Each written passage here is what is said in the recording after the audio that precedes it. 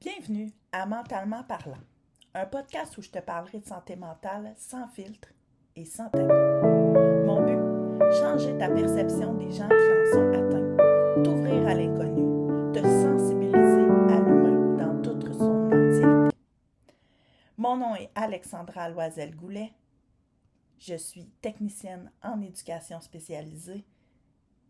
Bon épisode! Tu te demandes, voyons, pourquoi j'aime comme ça? Pourquoi ça me rentre dedans autant? La façon qu'on aime c'est pas un hasard. Elle raconte souvent quelque chose de notre histoire. Aujourd'hui, j'avais envie qu'on parle d'attachement. Puis surtout de ce que ça dit sur nous. En fait, c'est quoi l'attachement? L'attachement, dans le fond, c'est comme la manière qu'on a appris de se sentir sécurisé avec les autres. Ça se construit très tôt, dans l'enfance, dans les premières relations, dans la façon dont nos besoins y ont été entendus, ou pas entendus. Quand un enfant pleure, quand il cherche du réconfort, quand il a peur, quand il a besoin d'attention, la manière dont le parent ou l'adulte répond à ça, ça va tranquillement construire une base intérieure. Une espèce de message inconscient qui dit « Est-ce que je peux faire confiance? Mes besoins, est-ce qu'ils sont trop? Est-ce que je dois me débrouiller tout seul? Est-ce que l'amour est stable ou il est imprévisible? » L'attachement, en fait, là, c'est pas juste comment on aime. C'est comment on a appris à survivre dans le lien. Puis ça, après ça, ça nous suit dans les relations amoureuses, dans nos relations d'amitié, même parfois au travail. Moi, j'aimerais te parler des sortes d'attachements. On va commencer par l'attachement sécurisant. Le premier type, c'est souvent la base la plus stable.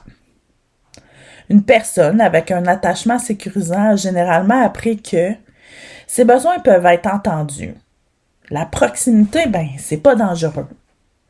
La distance, c'est pas forcément un abandon. Puis elle peut aimer sans se perdre. Ça ressemble à quoi concrètement? L'attachement sécurisant. Ça peut être quelqu'un qui se permet de s'approcher des autres sans paniquer, qui va communiquer ses besoins, qui va tolérer qu'une personne ne réponde pas tout de suite à ses demandes. Puis elle peut vivre un conflit sans croire que tout est toujours fini. Je vais donner un exemple. Si ton partenaire est plus distant pendant une journée, la personne, elle va se dire « OK, peut-être qu'il est juste fatigué, il est peut-être préoccupé. On va s'en jaser un peu plus tard. » Elle va peut-être ressentir quelque chose, mais elle ne s'effondre pas en dedans. La sécurité, c'est pas rien ressentir, au contraire. C'est pouvoir ressentir, mais sans perdre le sol au-dessus de ses pieds. Le deuxième type d'attachement, c'est l'attachement anxieux. Je pense qu'il y a plusieurs qui peuvent se reconnaître. L'attachement anxieux, ça se développe souvent quand l'amour, la présence ou la sécurité ont été vécus comme, des fois variables.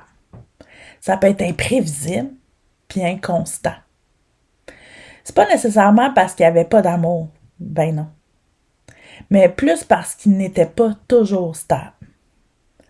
Alors l'enfant apprend à être en alerte, à guetter, à ressentir vraiment vite les changements.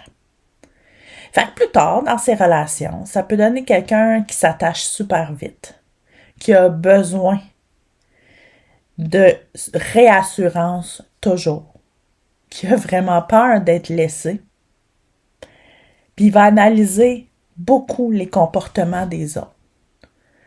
Il peut vivre l'ambiguïté là, comme quelque chose de très souffrant. On va te donner un exemple. La personne envoie un message à l'autre. Une personne envoie un message à l'autre, puis l'autre, elle répond pas pendant quelques heures.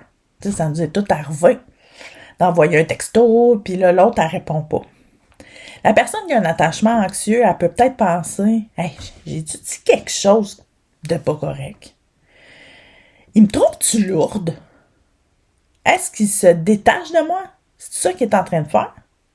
Est-ce qu'il va me rejeter? » Et là, l'émotion monte très, très vite. Pas parce que la personne est dramatique, non. Mais parce que son système relationnel, il va lire ça comme un possible danger. L'attachement anxieux, c'est pas aimer trop, c'est avoir appris que l'amour peut partir. La personne a besoin d'être rassurée, mais ça peut des fois sortir en suranalyse, en insécurité, en envoyant trop de messages, en hypersensibilité au moindre changement. Parce que derrière tout ça, il y a souvent une peur profonde. La peur d'être oublié, la peur de ne pas être assez, la peur que le lien ne tienne pas. Là, je vais te parler du troisième type, qui est l'attachement évitant. Et lui, il est souvent mal compris. Parce qu'à première vue, on peut penser que ces personnes-là sont froides, indépendantes, puis souvent détachées. Mais c'est souvent bien plus complexe que ça. L'attachement évitant, il va se développer souvent quand la personne a appris très tôt que ses besoins émotionnels dérangent. Demander du réconfort, là, ça sert à rien. Puis être vulnérable, c'est pas sécuritaire. Alors, cette personne-là va apprendre à pas trop avoir besoin, ou du moins à faire semblant de pas avoir besoin. On a tous quelqu'un qu'on connaît qui veut pas demander d'aide, qui a peur d'être vulnérable.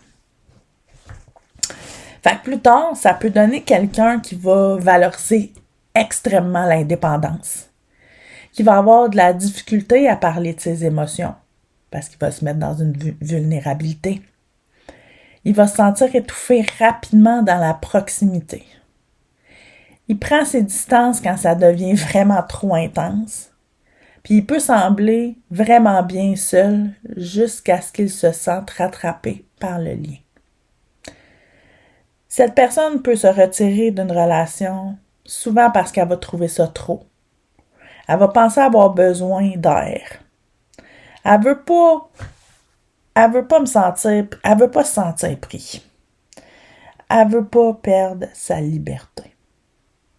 Et parce qu'elle ne tient, c'est pas parce qu'elle tient pas à l'autre, mais parce que la proximité, elle va réveiller chez elle un inconfort. Les personnes évitantes ne manquent pas toujours d'amour. Elles manquent souvent de sécurité dans la proximité. Le quatrième type, c'est l'attachement désorganisé. Et souvent, c'est le plus souffrant parce qu'il mélange des états vraiment opposés. La personne, elle veut un lien, mais elle a peur de ce lien-là.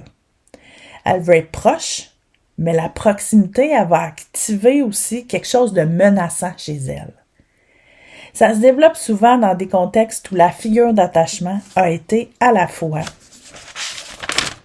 source d'amour et source de peur, d'instabilité, de confusion ou de détresse. En dedans, il y a comme deux mouvements contradictoires. Concrètement, ça peut ressembler à vouloir être rassuré, mais en fait, puis repousser l'autre. Chercher la proximité, mais paniquer quand la proximité est là.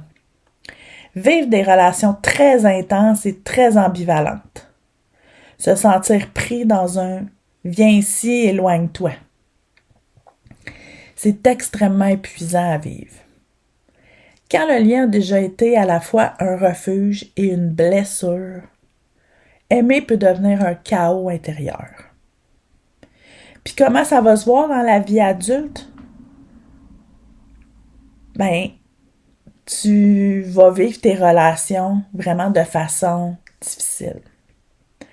Puis ce style d'attachement-là, il veut pas dire que t'es brisé. Il veut pas dire que t'es condamné. Il veut pas dire que t'aimes mal.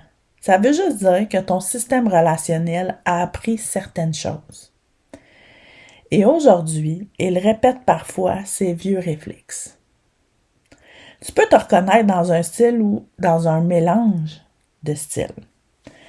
Parce qu'on n'est pas dans des boîtes. Et selon les relations, selon les blessures, selon les contextes, ça peut bouger. Comprendre ton attachement, ce n'est pas te mettre dans une case. Au contraire, c'est te mettre de la lumière sur des réactions qui te dépassent. La bonne nouvelle, c'est que tout ça, ça peut évoluer. On peut développer plus de sécurité.